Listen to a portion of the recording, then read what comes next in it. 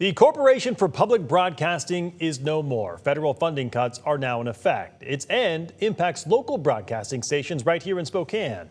Tonight, KREM 2's Connor McAvoy reports out of the PBS station, KSPS. I'm told 6 different positions here at KSPS PBS were terminated as a result of these cuts.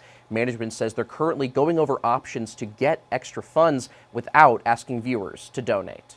It's the original studio. It was originally all we had for public television back in the 60s and 70s. Interim General Manager for KSPS PBS Skylar Reap reminisces about a time the Spokane-based public television station had to work with limited resources. And decades later, he says that history's starting to repeat itself. A future without federal funding is a little bit uncertain, and so it makes, of course, we feel fear and uncertainty. On Monday, the Corporation for Public Broadcasting voted to dissolve the organization.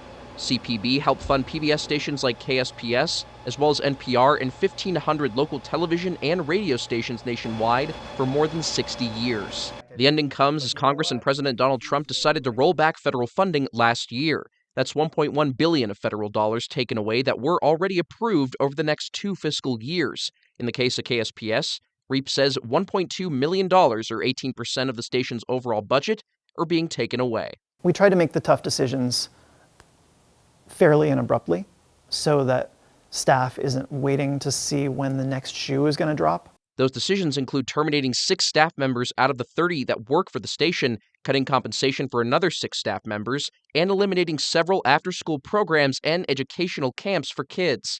Reap says the remaining 80% of their budget is funded through donations. He adds many longtime viewers and supporters have stepped up and donated more since news of the cuts were first announced in 2025. However, I don't know how dependable that is as a long-term strategy, right? We need to be looking at new ways of earning revenue and bringing in revenue.